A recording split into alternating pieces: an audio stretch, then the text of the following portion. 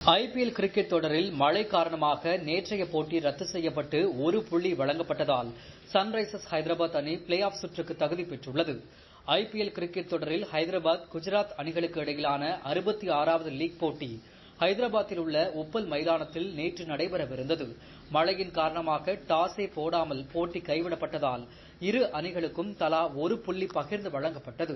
14 போட்டிகளிலும் ஆடிய குஜராத் டைட்டன்ஸ் அணி 12 புள்ளிகளுடன் தொடரில் இருந்து வெளியேறியது. அதே நேரத்தில் 12 போட்டிகளில் 14 புள்ளிகள் பெற்றிருந்த ஹைதராபாத் 15 புள்ளிகளுடன் பட்டியலில் 3ஆம் இடத்திற்கு முன்னேறியதால் பிளே ஆஃப் சுற்றுக்கு தகுதி பெற்றுவிட்டது.